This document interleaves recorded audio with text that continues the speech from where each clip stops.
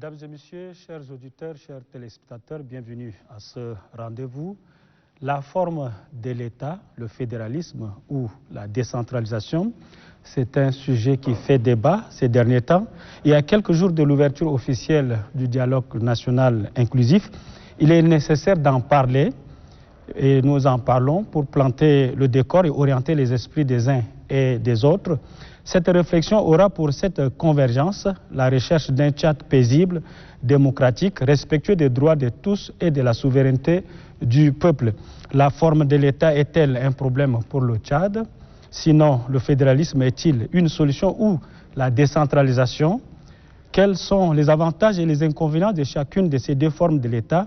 Et pour répondre à toutes ces questions, nous recevons autour de ce plateau trois invités de marque. Nous commençons par la gauche. Le ministre Amat Choukou, il est juriste, ancien membre du gouvernement et surtout ancien président du Conseil constitutionnel. Merci, monsieur le ministre. Bonjour et merci.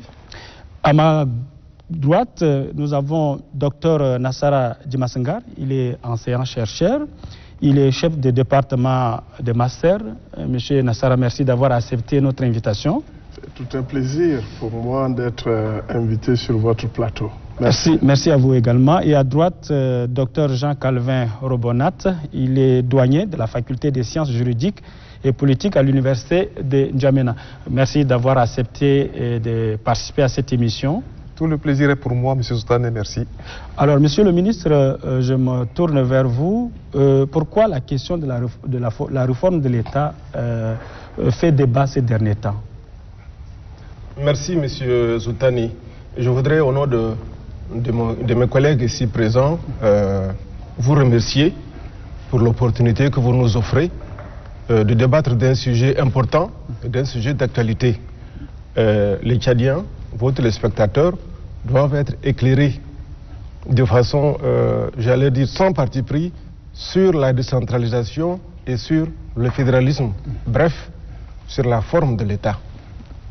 Ceci étant dit, avant d'aller sur les deux points importants qui sont le fédéralisme et la décentralisation, permettez-moi de vous dire, aux téléspectateurs ce que c'est qu'un État. Un État est une entité juridique formée de l'existence de trois éléments constitutifs. Ces trois éléments sont un territoire, une population et un pouvoir politique, un pouvoir organisé. Et à cela s'ajoute la reconnaissance au niveau international qui donne à l'État la personnalité juridique souveraine. Si ces éléments-là sont réunis, on dit qu'il y a un État. Pour venir à la forme de l'État, nous avons, de façon théorique et même empirique, nous savons qu'il y a de nos jours deux grands types de formes d'État.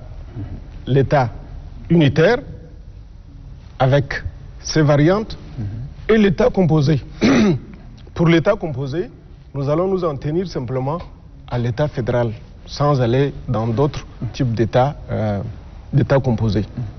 Donc l'État unitaire est un État où il y a un centre d'impulsion pour l'ensemble des territoires, d'impulsion politique, d'organisation administrative, de juridique pour l'ensemble des territoires. C'est le niveau central qui régit tout ce qui concerne le pays sur l'ensemble des territoires. Ça, c'est l'État unitaire. Pour l'État fédéral, nous avons d'abord la formation de l'État fédéral. Un État fédéral peut être formé de deux manières, par agrégation ou ségrégation. Par agrégation, des États déjà existants se réunissent pour former un État fédéral. Et par ségrégation, un État qui existe déjà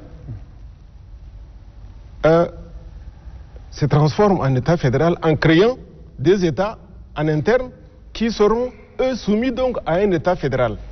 Alors, pour évoluer dans les définitions des concepts, on parle tout à l'heure, le ministre parlait d'un État unitaire et tout court, mais on entend parfois un État unitaire déconcentré, décentralisé, fortement décentralisé. Est-ce que vous pouvez nous situer un peu sur ces différents concepts? Quelles sont les différences qui existent? Alors, merci M. Zoutane. Je pense que à travers votre question, il y a deux concepts qu'il faudra mettre en exergue. La déconcentration, qui est une délégation de pouvoir, donc de l'État à ses représentants, qu'il nomme lui-même, et à qui donc il va donc accorder un certain nombre de possibilités de prendre des décisions en son propre nom, sous son contrôle.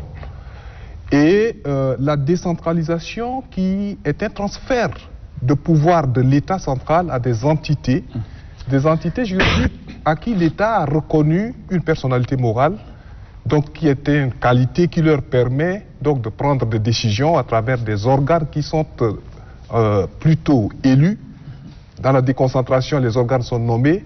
Dans la décentralisation, les organes donc sont élus avec des possibilités de gérer leurs propres ressources, donc avec un budget propre, etc.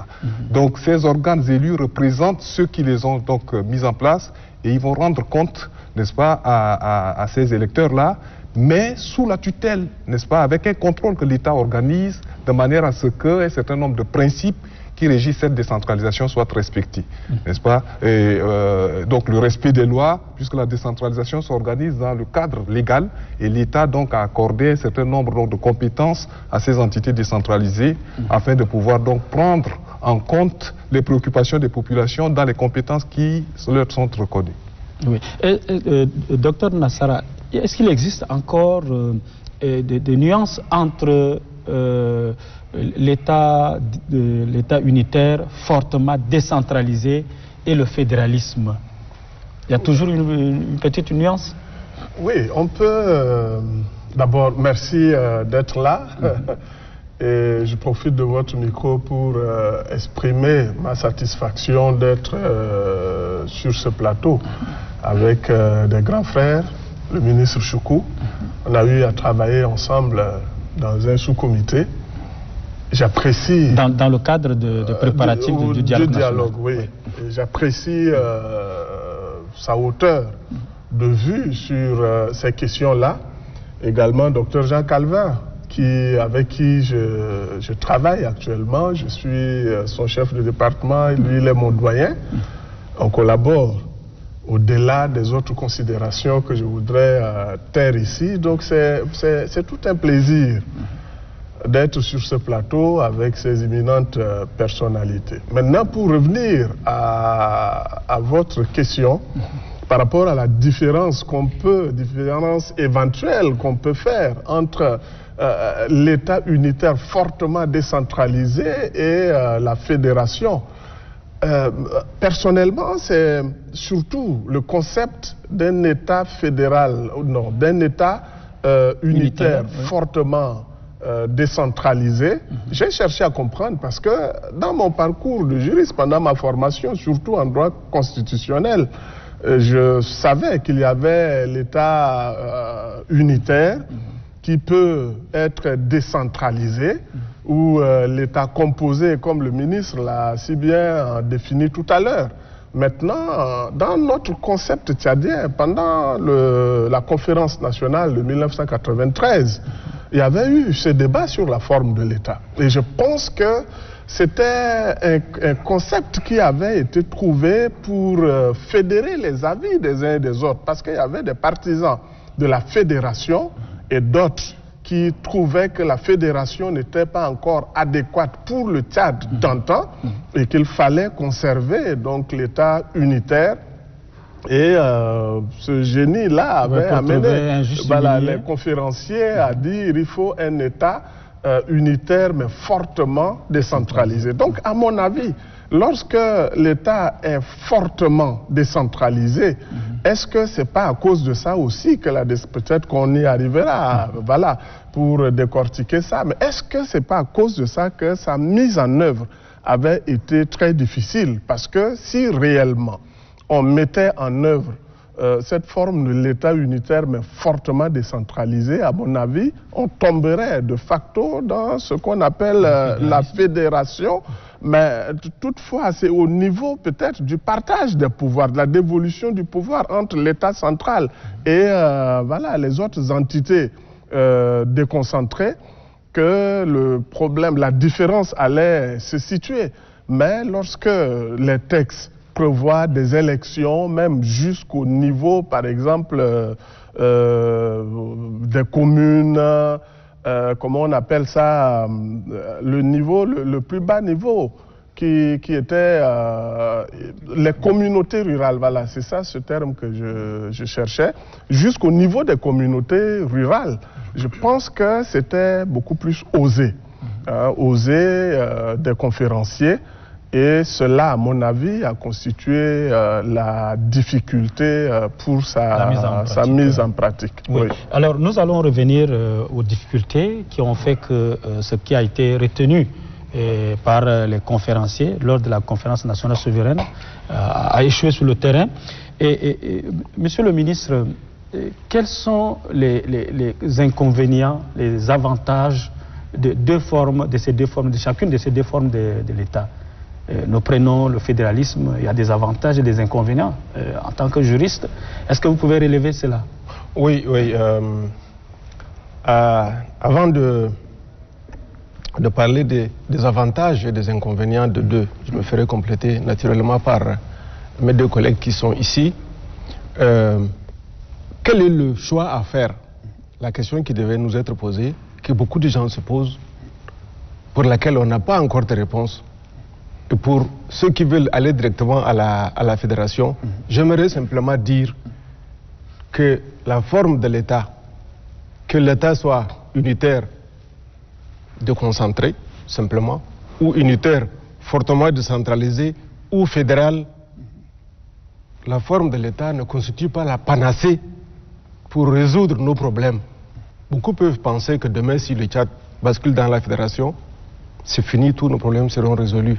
Moi, je crois et je pense fortement que le problème est ailleurs.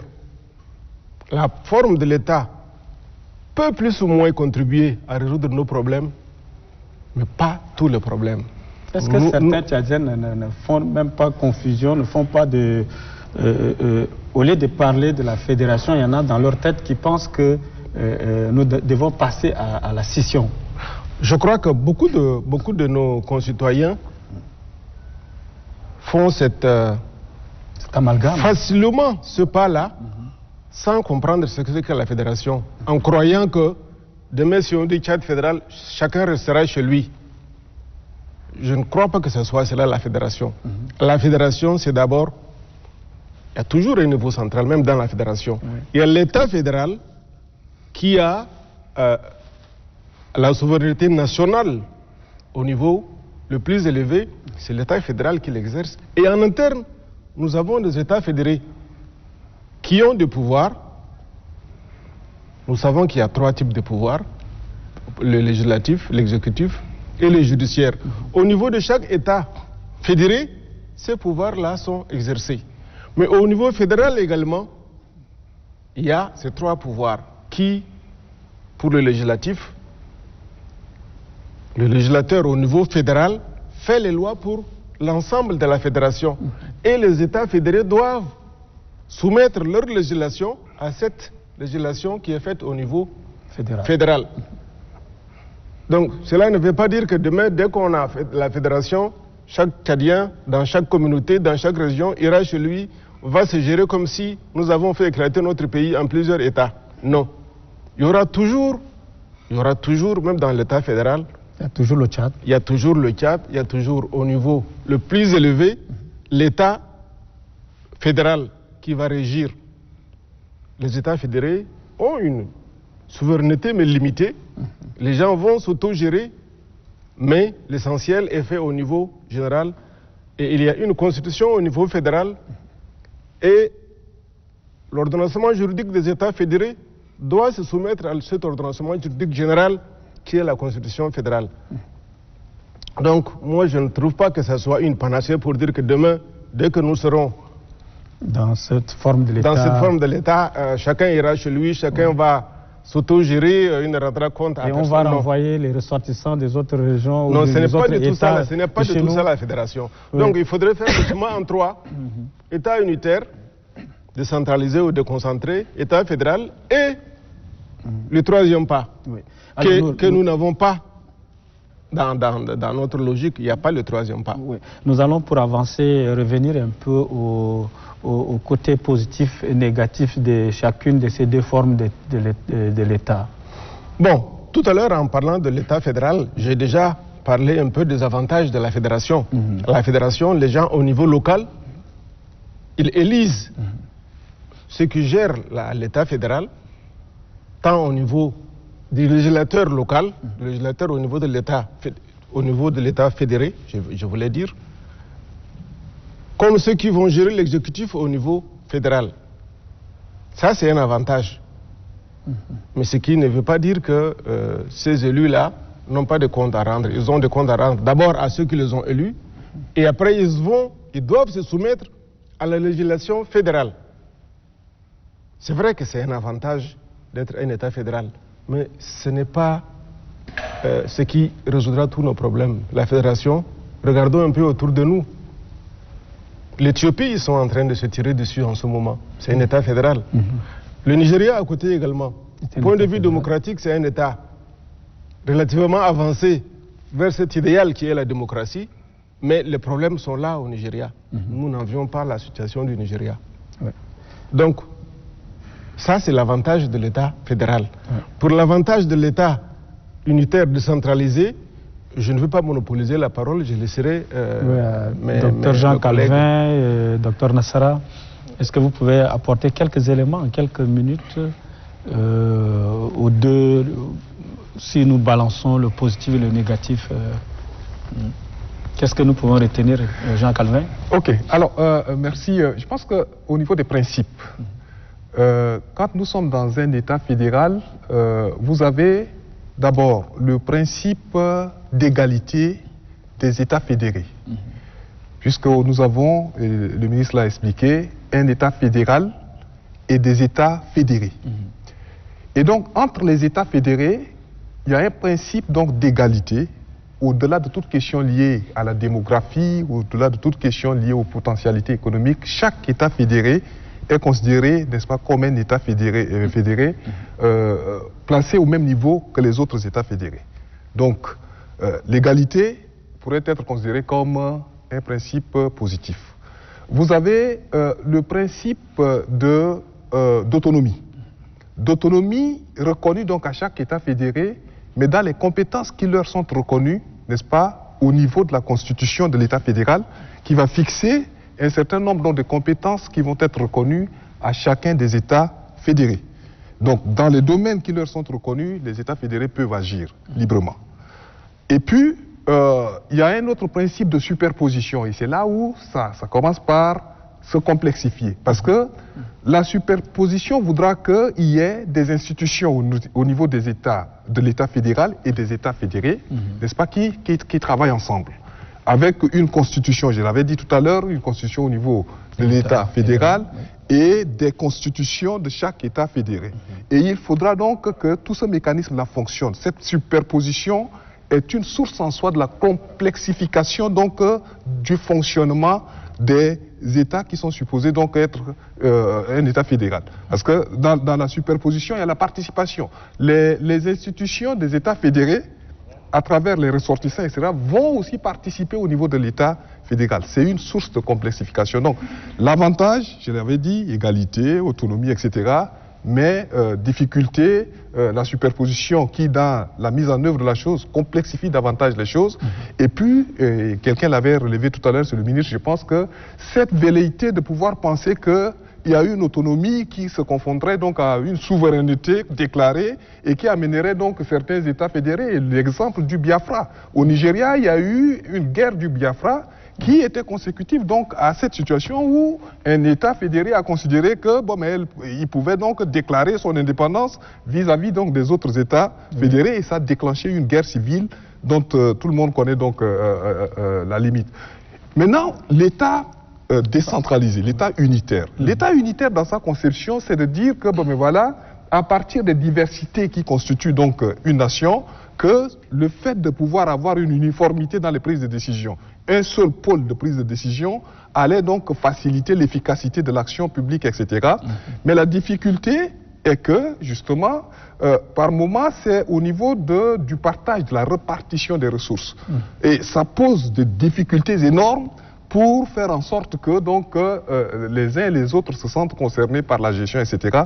Mais nous reviendrons sur les difficultés en parlant de la décentralisation. Il y a des mécanismes juridiques qui existent et qui devraient permettre, avec un peu plus de volonté politique, n'est-ce pas, des uns des autres, de pouvoir faire en sorte que la décentralisation en soi aussi soit une forme donc de mode de gestion qui permette à chacune des régions de pouvoir donc s'exprimer librement. Il y a un principe de libre administration, il y a des principes de subsidiarité, etc. Des mécanismes, je vais dire, de péréquation qui permettent à chacun des États, avec des États, donc des régions, des entités décentralisées, de pouvoir se prendre en charge dans certains domaines. Donc voilà, je ne vais pas trop me reposer la parole, mais je pense que les deux formes d'État ont des avantages, ont des inconvénients, et le ministre l'a rappelé, ce n'est pas une panacée, la question de la forme de l'État. Je vais vous dire tout simplement, en donnant l'exemple de la Somalie. La Somalie est un État dans lequel il y a un seul peuple, le peuple somalien. Il y a une seule langue, la langue somalienne. Une seule religion, la religion musulmane, avec un seul secte, je pense que c'est les sunnites, je n'en sais rien. Donc, ils ont tout pour se sentir unis. Depuis 1991, ils sont en guerre. Et ils n'ont pas, jusqu'à nos jours, pu régler la situation.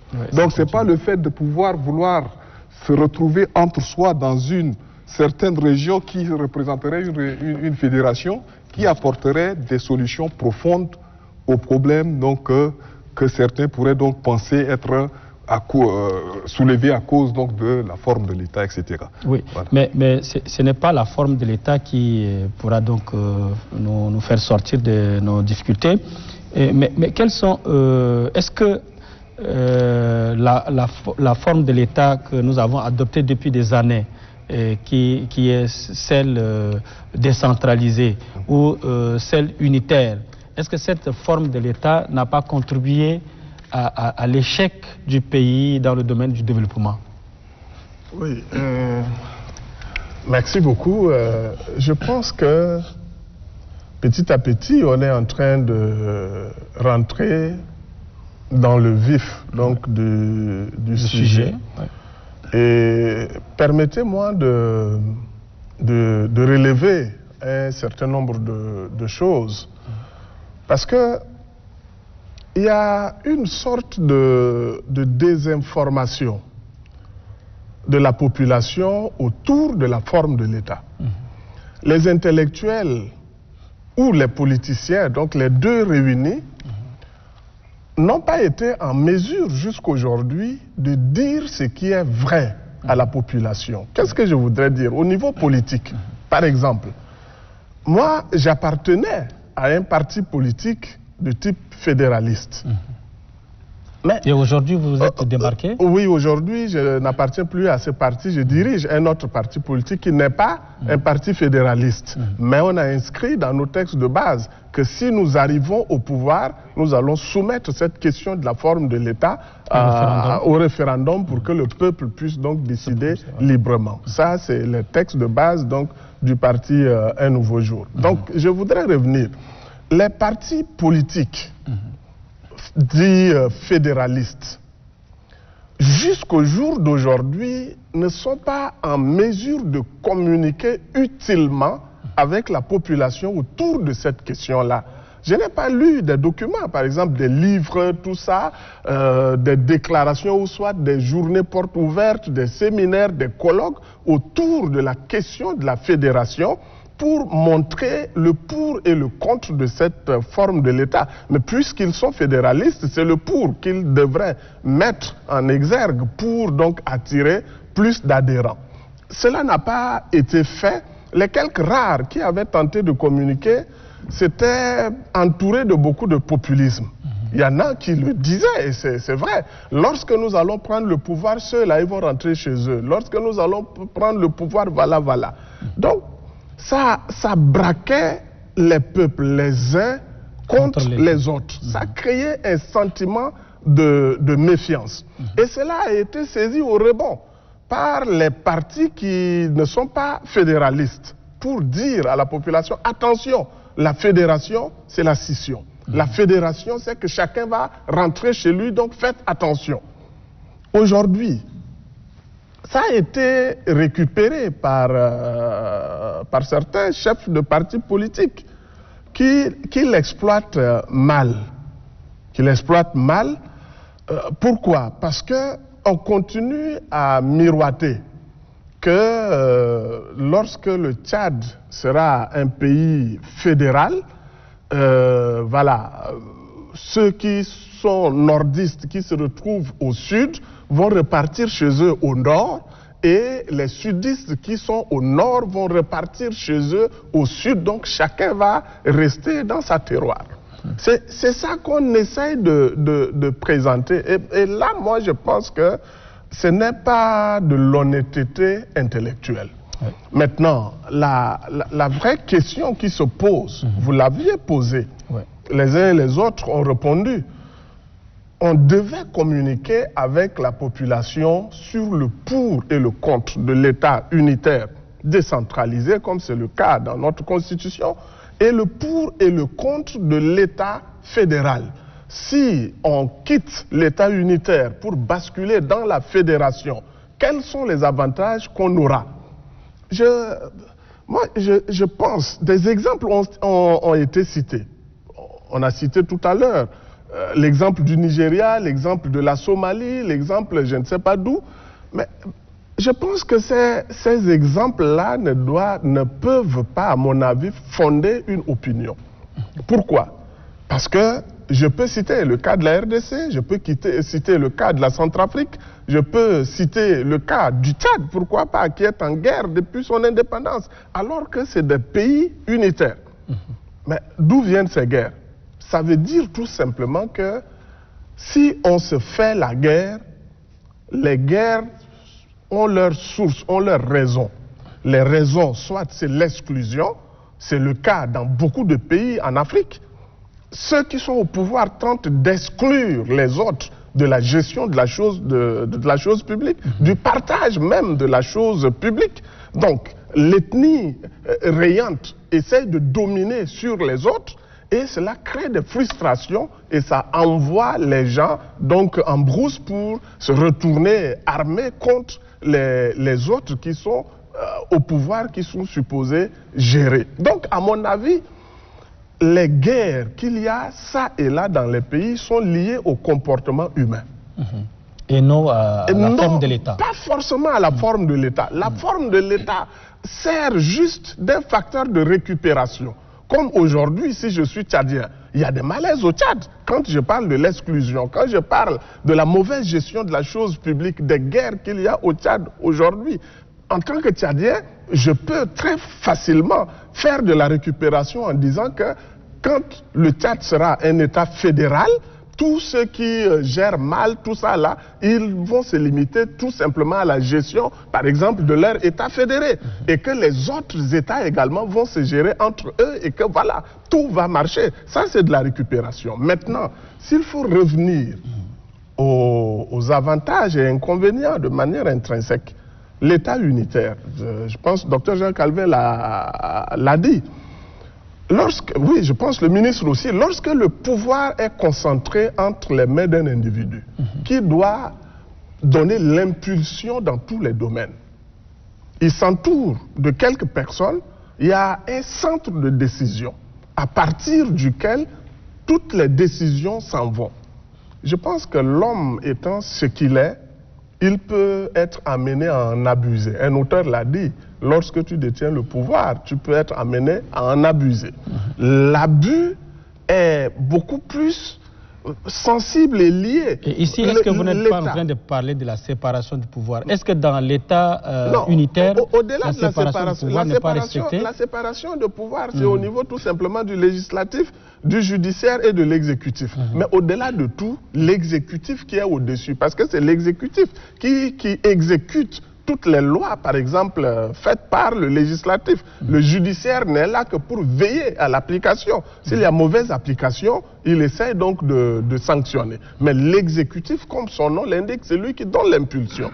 Et lorsqu'il, à la tête de l'exécutif, il y a un homme entouré de quelques-uns, peut-être celui qui est à la tête peut avoir la volonté. Mais ceux qui l'entourent, s'ils n'ont pas la même volonté, ils peuvent l'influencer petit à petit à abuser de ce pouvoir, à confisquer le pouvoir. Alors que dans l'autre système, dans l'autre forme de l'État, la fédération par exemple, la répartition est faite. Les textes sont élaborés, les pouvoirs qui sont dévolus aux États fédérés, ces pouvoirs-là sont définis et les pouvoirs qui sont exercés par l'État fédéral, les textes le définissent également et ces entités fonctionnent dans le respect de la hiérarchie. Mais le pouvoir fédéral ne peut pas venir de manière directe s'interférer dans la gestion intrinsèque, par exemple, des États fédérés, ce qui est un avantage.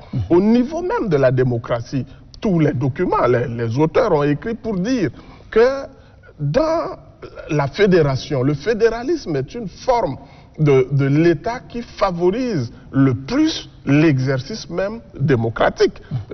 La population apprend l'exercice démocratique au niveau, par exemple, de la désignation de ses représentants, de la gestion de la chose publique, parce que c'est ramené plus proche de la population et ça favorise l'implication des uns et des autres dans ce qui se fait par l'État.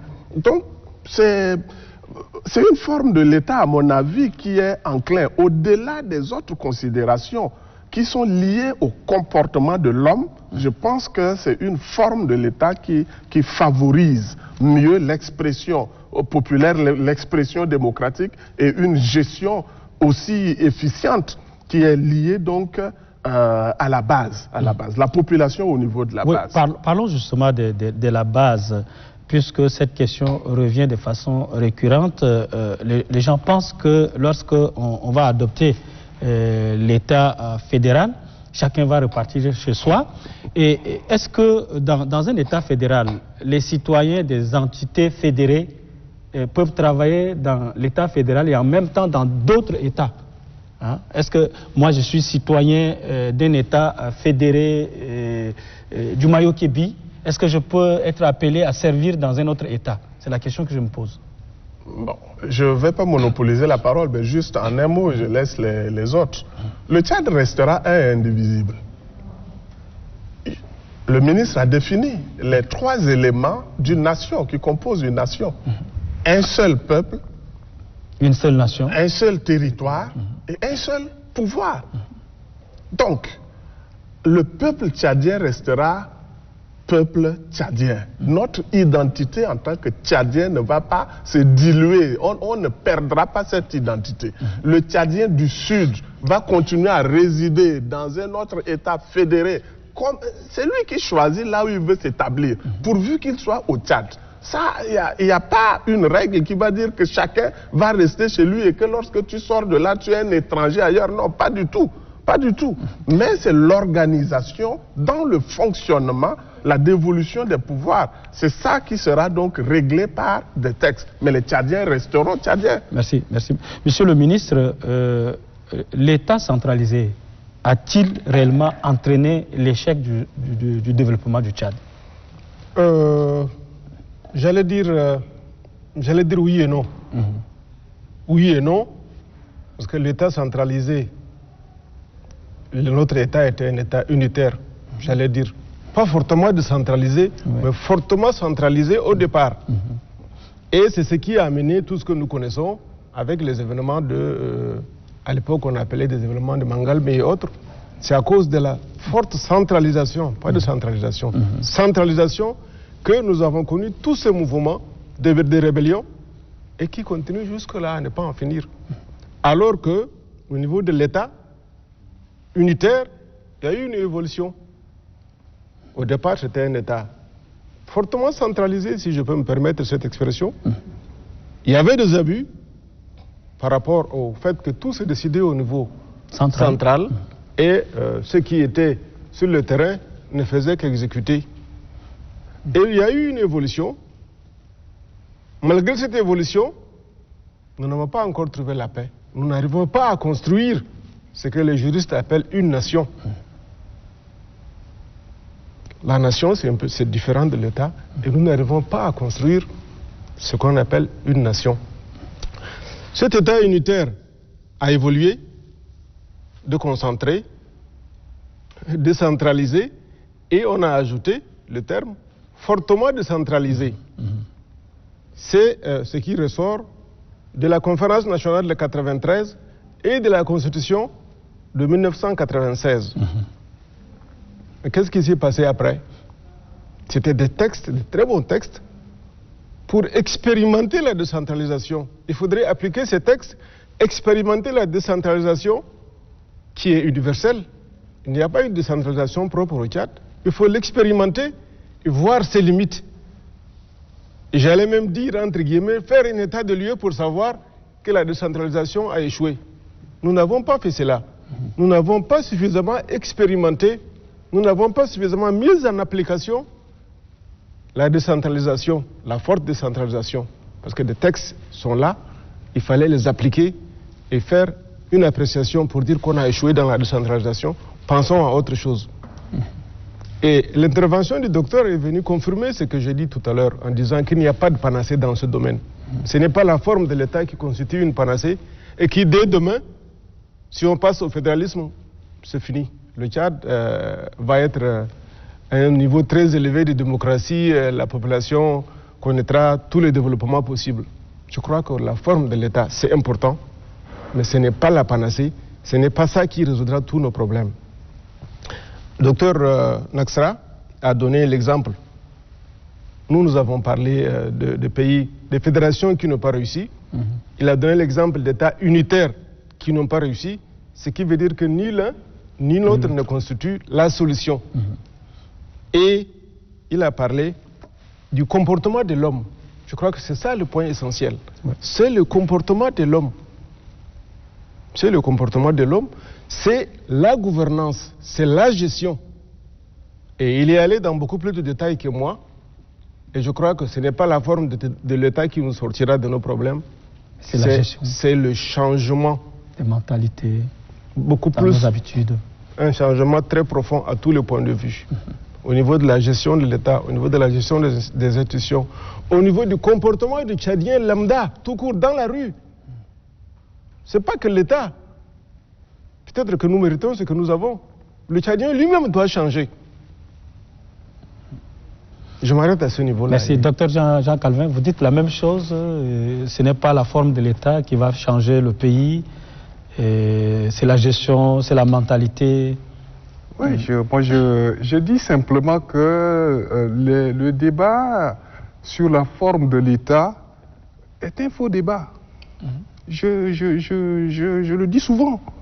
Ce dont il est question pour changer la situation qui est la nôtre, c'est notre attachement aux valeurs communes qui devraient gouverner une république dans laquelle nous sommes.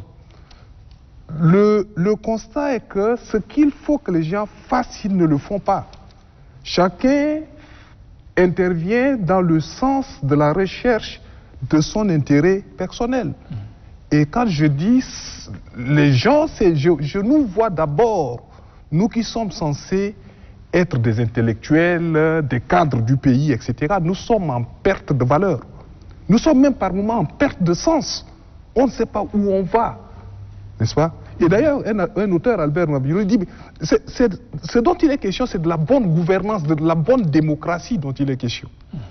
Les bonnes règles, si vous prenez toutes nos constitutions, nos lois, aucune loi n'a dit qu'il faut tuer l'autre, aucune loi n'a dit qu'il faut voler l'État, etc. Mais quand il faut agir dans le sens de la mise en œuvre de ces lois, chacun à son niveau, et là ça interpelle chacun des Tchadiens là où il se trouve. Chacun à son niveau fait ce qu'il veut.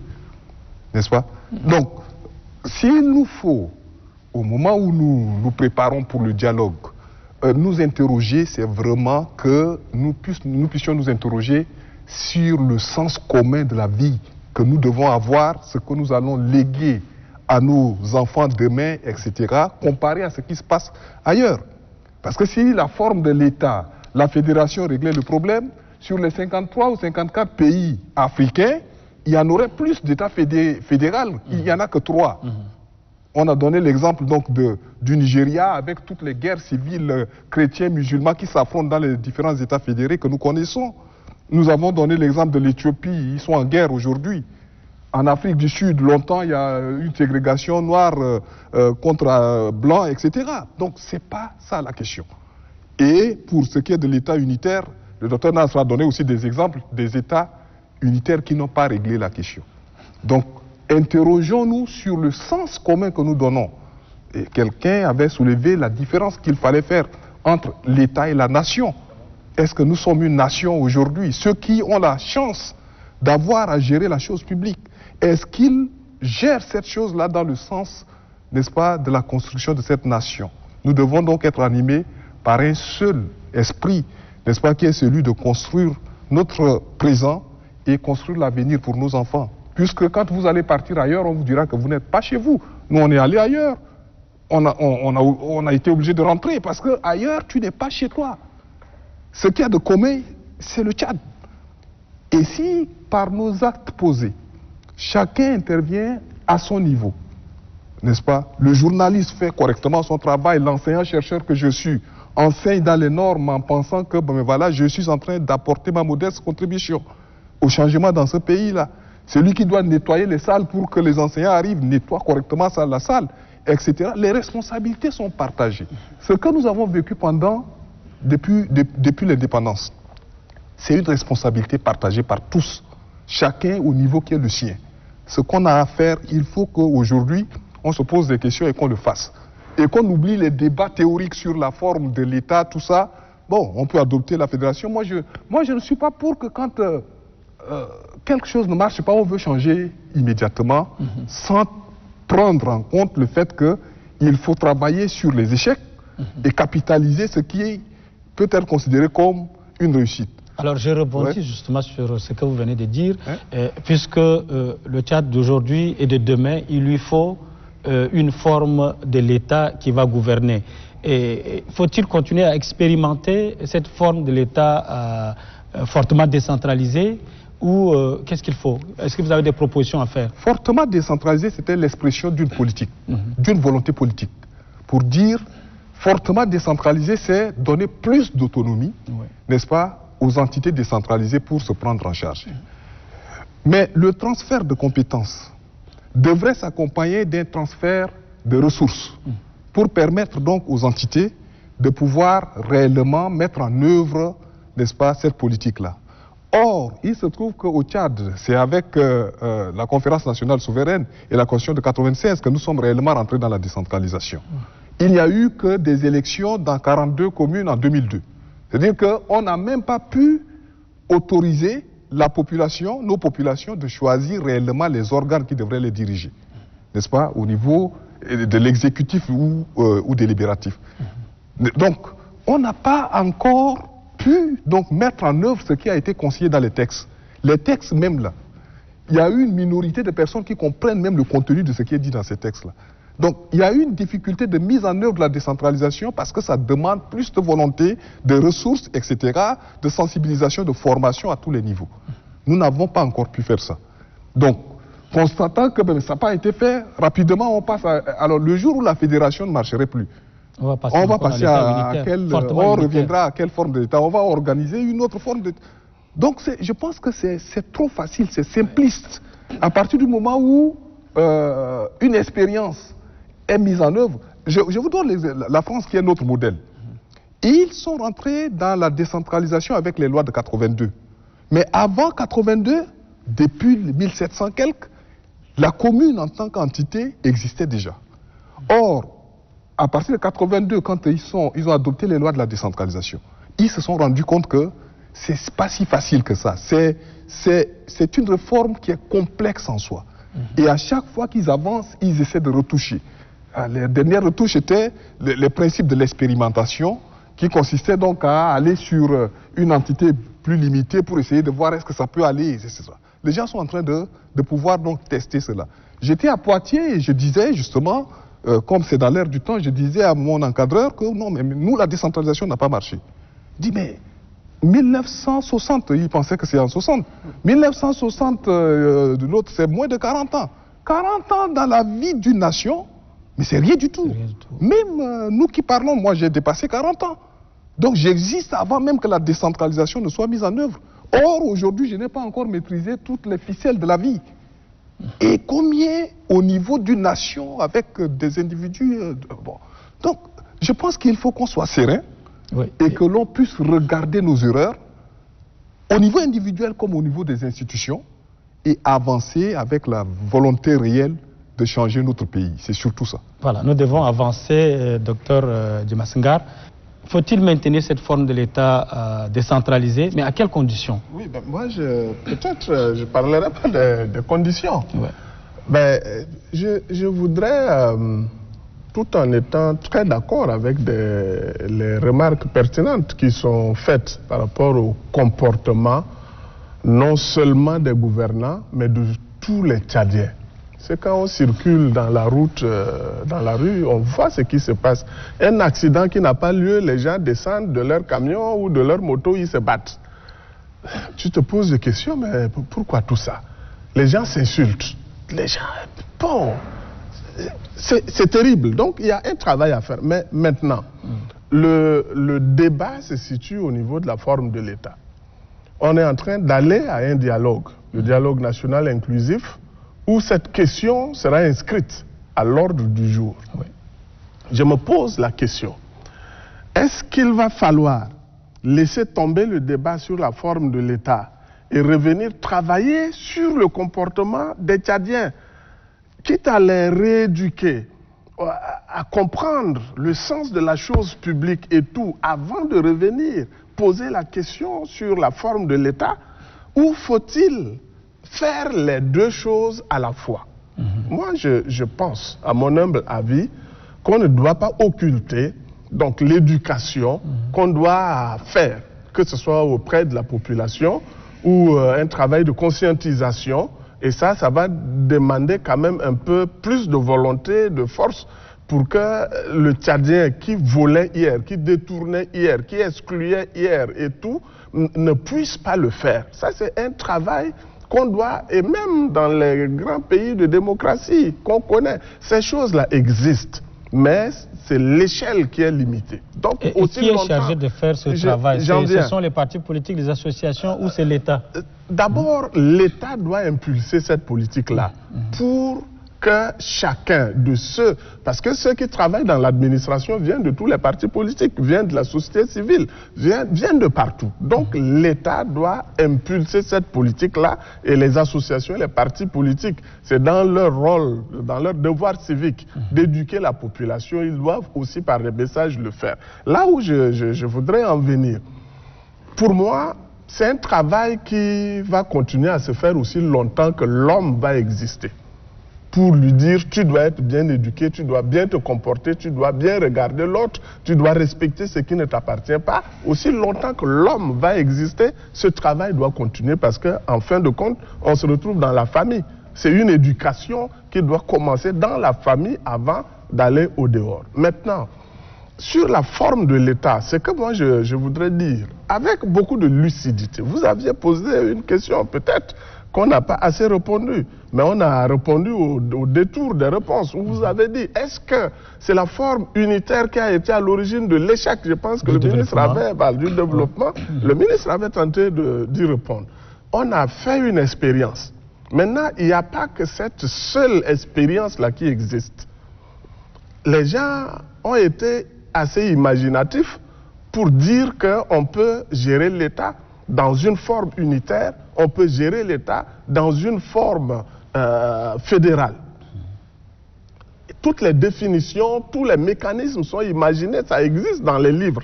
Aujourd'hui, on va sur le net, on peut voir comment un État fédéral peut fonctionner, comment un État unitaire. On est déjà dedans, donc on sait comment ça fonctionne. Donc, est-ce que les mêmes principes ce qu'on doit faire tiennent compte des réalités, par exemple la réalité tchadienne? C'est là où je voudrais en venir. Oui. Ce qu'on doit faire, c'est un travail pédagogique. Nous sommes Tchadiens, on a une expérience. Les deux formes de l'État sont mises sur la table devant nous. Essayons de regarder avec beaucoup de lucidité, sans toutefois occulter le problème comportemental qu'on doit corriger chez chaque Tchadien. Sur la forme de l'État, laquelle peut aider à mieux aller vers plus de démocratie, vers plus de bonne gestion, vers plus d'implication de la population dans la gestion de la chose publique, vers plus de prise en charge, vers beaucoup plus de créativité en termes d'entreprise et tout. Aujourd'hui, il se pose le problème de sous-emploi. Aujourd'hui, on a des gens qu'on a formés qui se retrouvent dans la rue et tout. La forme de l'État, si ça a été distingué, on l'a dit, il y a des pour et des contre. On doit mettre des avantages et des inconvénients, je voudrais dire. On doit mettre tout ça là sur la balance, sur la table, discuter, sans toutefois regarder notre passé.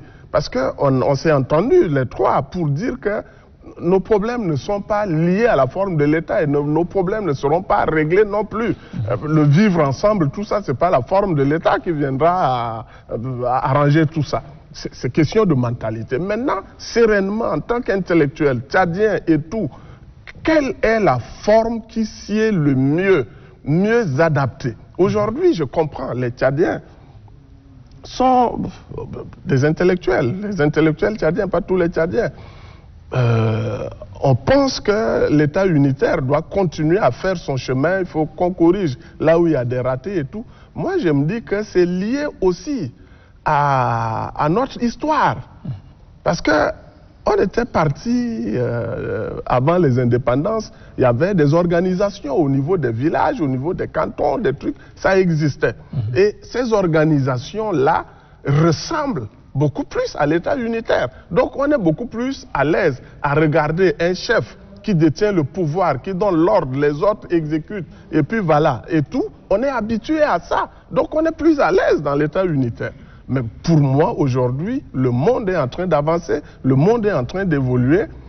On doit s'asseoir, nous regarder en face, mettre toutes les options sur la table et regarder ce qui peut arranger à plus de développement, à plus de démocratie, tout en continuant à faire ce travail d'éducation auprès de la population pour que, voilà, qu'on sorte de nos mentalités, qu'on s'accepte et qu'on accepte de mieux gérer la chose publique. Oui. Je pense que c'est ce travail qui doit être fait. Merci, docteur. Monsieur le ministre, ce que vous développez comme argument pour soutenir que l'État unitaire, décentralisé, n'a pas été expérimenté comme il se doit, parce que le comportement des uns et des autres n'était pas orthodoxe. Et aujourd'hui, si nous essayons de voir de 1960 à 1990, c'était la période où l'État fortement centralisé régnait. Et aujourd'hui, de 1990 à nos jours, c'est la démocratie, c'est l'État unitaire décentralisé, mais ce comportement semble encore de plus en plus inquiétant. Est-ce que cela n'est pas paradoxal? Oui, sans répéter ce que le docteur Nasra a dit, il y a un problème à deux niveaux. À deux niveaux. Le niveau le plus élevé, c'est au niveau de l'État, au niveau des institutions elles-mêmes. L'État n'a pas suffisamment expérimenté, si je dis, il a déjà été dit cela, la décentralisation. Qu'est-ce qu'on a fait? On a de très bons textes et on ne l'a pas appliqué. On a fait des élections dans 42 communes. Décentralisation veut dire accompagnement. On transfère et les compétences et les moyens. On n'a ni transféré les compétences, ni transféré les moyens. On ne peut pas dire que la décentralisation n'a pas fonctionné. Parce que la décentralisation exige un certain nombre d'éléments qui accompagnent la gestion des structures décentralisé. Prenons la mairie de N'Djamena. On a eu combien de maires depuis les élections? Instable d'ailleurs. Oui, oui. Il y a des multitudes de maires qui... C'est dû à l'État qui assure la tutelle. C'est peut-être dû également aux hommes qui gèrent la mairie. Quand je dis que le problème est à deux niveaux, c'est d'abord au niveau de l'institution État et de ses démembrements, et également au problème des hommes. Oui, l'éducation citoyenne doit... Des hommes qui gèrent l'État d'abord, et après au comportement des citoyens tout court. Nous ne pouvons pas tout renvoyer à ceux qui gèrent le pays. Nous ne pouvons pas tout renvoyer à l'État. Nous ne pouvons pas tout renvoyer aux structures décentralisées. Le citoyen doit être responsable. Le citoyen, chaque citoyen doit comprendre que sa liberté, comme le disent les juristes, sa liberté s'arrête là où commence celle d'autrui. Pour nous, depuis qu'on nous a parlé de démocratie, vous trouvez quelqu'un dans la rue en train d'aller à contre-courant en prenant le sens interdit. D'abord, la police n'arrête personne. Vous prenez le sens que vous voulez. À ce niveau-là, il y a une grande défaillance. Il faut quand même le dire pour que les gens soient conscients. Le type prend le sens interdit, il s'en va. Quelqu'un lui parle, il dit ma démocratie. Ouais. Et c'est cela la démocratie? Ouais. C'est pas cela la démocratie. Donc le problème n'est pas seulement au niveau de l'État, de ceux qui gèrent les institutions de l'État, ceux qui gèrent l'État, mais le problème est également au niveau de la population, au niveau de nos citoyens, à notre niveau, à nous tous. Dans ce cas, est-ce qu'on n'a pas mis les bœufs après la charrue? Bon, c'est peut-être cela, mais nous étions dans la bonne direction. La conférence nationale a posé de bons principes, des actes, des textes sur la décentralisation, sur la démocratie, mais il nous appartient à nous d'appliquer cela. Est-ce qu'on l'a fait? On n'a pas fait cela. On n'a pas fait cela. C'est un problème de gouvernance, et c'est un problème également de comportement individuel de tous les citoyens tchadiens, de nous tous. Alors, le respect des biens communs, comment on peut inculquer cette notion aux citoyens tchadiens? En faisant quoi? En organisant des cours d'éducation civique? Moi, je pense que c'est un des axes, la sensibilisation, mais qui ne suffirait pas. Oui. Je pense qu'il faudra avoir des institutions fortes. Quand je dis institutions fortes, parce que parfois on assiste aussi à la démission de l'État. Mais l'État, justement, il faudra qu'il y ait une obligation de rendre compte à tous les niveaux. Un comportement qui serait mal placé soit donc réprimé. Et qui réprime le mieux, c'est le juge. Il faut qu'on ait des juridictions suffisamment fortes, indépendantes, que le respect de la répartition, je ne sais plus, de la séparation des pouvoirs, soit donc, c'est inscrit dans nos textes, soit respecté, n'est-ce pas? Que le pouvoir judiciaire fasse son travail, que le pouvoir exécutif fasse le sien, et que le législatif aussi fasse le sien, et que les différents pouvoirs se contrôlent les uns les autres. Je pense qu'au niveau des textes, il n'y a pas de souci à ce niveau-là. Nous avons les meilleurs des textes aussi qui existent, comparés à ce qui existe ailleurs, mais c'est dans l'applicabilité. Donc, il faudra qu'on puisse donc appliquer tout simplement nos textes. En parlant de la décentralisation, appliquons ce qui a été mis dans ces textes des lois sur la décentralisation. Je relevais le principe donc de la subsidiarité. La subsidiarité, c'est un principe qui veut que les compétences soient donc exécutées au niveau le mieux à même de pouvoir permettre aux populations de s'exprimer. Parce que le docteur Nasra parlait donc de la démocratie, de la participation de la population. Avec la décentralisation, les gens peuvent s'exprimer. Les gens peuvent choisir, n'est-ce pas, leurs propres responsables, leurs organes. Les gens peuvent choisir leurs priorités, etc. Sous le contrôle, sous la tutelle de l'État. Mais l'État n'est là que pour accompagner, n'est-ce pas, et faire en sorte que les gens s'expriment. Si on met en œuvre donc ces lois de la décentralisation, je pense que on peut déjà, c'est l'école même de la démocratie. N'est-ce pas? Quelqu'un a dit que les communes sont à la démocratie ce que les écoles primaires sont à l'éducation. N'est-ce pas? On commence par les communes, on essaie donc de donner la liberté aux populations de pouvoir d'abord gérer un quartier, avant de pouvoir gérer donc un État fédéré, je pense que c'est progressivement, etc. Nous allons bientôt, le train va bientôt entrer en gare. Le temps qui nous est imparti est arrivé pratiquement à la fin. Docteur Nasra, en un mot, quelle solution pour un Tchad uni en un mot, en quelques 2 ou 3 mots? Est-ce que vous pouvez me permettre de... Alors nous allons vous permettre en 30 secondes parce que le temps nous permet. Oui, juste en 30 secondes. Ouais, je dis, parce qu'on s'est posé de questions ici, pourquoi la décentralisation n'a pas commencé? C'était la question qui a été posée, parce qu'on a dit que les textes n'ont jamais été mis en œuvre. Pourquoi? Moi, je pense que la forme de l'État y est pour quelque chose. Dans l'État unitaire, le pouvoir étant concentré entre les mains d'un homme, c'est lui qui décide quand est-ce que ça doit commencer. Et puisque l'État fortement décentralisé peut ne pas forcément arranger l'individu à la tête, il peut retarder les choses. À mon avis, c'est ce qui s'est passé. Donc si c'était la fédération, peut-être qu'on pouvait lui forcer les mains. Maintenant, votre question, c'est de savoir comment faire pour rester un peuple uni. C'est ça? Oui. Non, mais l'unité ne se décrète pas. Je pense que c'est de la responsabilité de tout un chacun. Quelqu'un qui est éduqué voit l'humanité chez l'autre.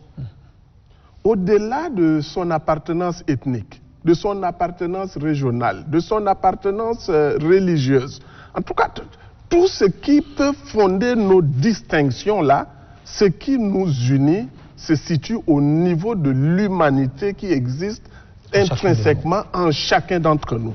Donc, c'est au niveau de la cellule familiale que chaque parent doit dire à l'enfant, autrui là est ton prochain. L'autrui est ton frère. Pour aller plus loin, tu as besoin de t'appuyer sur lui. Si tu as un gâteau et que lui il a faim, partage avec lui. Si tu marches en route et que tu vois que lui il est coincé, arrête-toi, laisse-le passer. Il faut partager équitablement. Merci, docteur. Voilà. Monsieur le ministre, quelle solution pour un Tchad uni en quelques secondes? Non, il serait difficile de dire en quelques secondes la solution. Si on l'avait, on l'aurait déjà donnée. Nous n'avons pas la solution. Nous posons simplement des pistes de réflexion pour que la solution soit trouvée au niveau de la conférence. Voilà, c'est notre souhait le plus important. Moi, je reviens, docteur Nasra a parlé au niveau des individus, au niveau de... Moi, je parle au niveau supérieur, de l'État. Tout dépend de l'État dans lequel nous sommes. On a toujours dit très haut que nous sommes un État de droit. Soyons réellement un État de droit. Pour moi, l'État de droit, c'est l'État qui protège les citoyens contre l'arbitraire du pouvoir. Ça commence d'abord par là. Et ensuite, assurer l'égalité des citoyens. L'égalité des citoyens entraîne beaucoup de choses, beaucoup de détails. Et c'est très important pour que nous soyons un État, pour que le Tchad puisse être considéré comme un État de droit. Et ensuite, si l'État assure l'égalité des citoyens, parallèlement, il faudrait également promouvoir un certain nombre de valeurs qui sont des valeurs de compétence et de l'excellence. Ce qui peut nous garantir peut-être la formation de la nation tchadienne. Justice, égalité, bref, la bonne gouvernance. Je crois que ce sont ces éléments-là qui nous manquent. Et pour que ces éléments-là soient réels demain, il nous faut un changement complet de paradigme. Paradigme au niveau de l'État, des institutions et au niveau individuel, au niveau du comportement de chacun.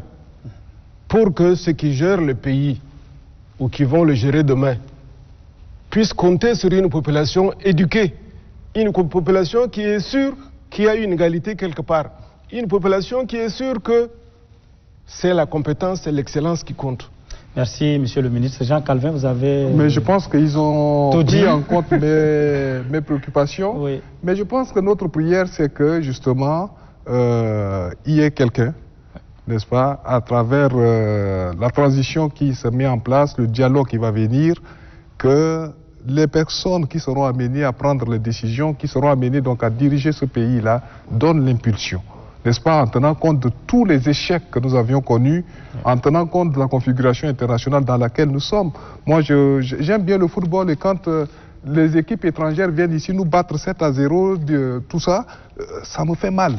Le sentiment d'être tchadien, ça doit animer les plus hautes autorités, comme chacun d'entre nous dans ce que nous faisons, pour dire que, bon, mais voilà, nous devons apporter notre notre pierre de contribution donc à la résolution de nos problèmes. Ne regardons pas seulement le matériel. Parce que le matériel, tu peux accumuler comme tu le souhaites, mais tu meurs, tu t'en vas, tu laisses. N'est-ce pas? Regardons aussi donc l'intérêt de chacun d'entre nous, ce qui restera de nous, chacun, dans les responsabilités qui sont les nôtres, dans les comportements que nous aurons les uns envers les autres. Qu'est-ce que nous allons léguer à ceux qui vont nous suivre demain? Voilà. Ça doit être une des questions que nous nous posons à chaque fois que nous aurons à poser des actes. Merci beaucoup. Merci de nous avoir éclairés sur ce thème important, la forme de l'État, le fédéralisme ou la décentralisation. Mesdames et messieurs, chers auditeurs, chers téléspectateurs, vous nous avez suivis de bout en bout. Merci également de cette compagnie. Merci de nous avoir suivis. Au revoir et à la semaine prochaine.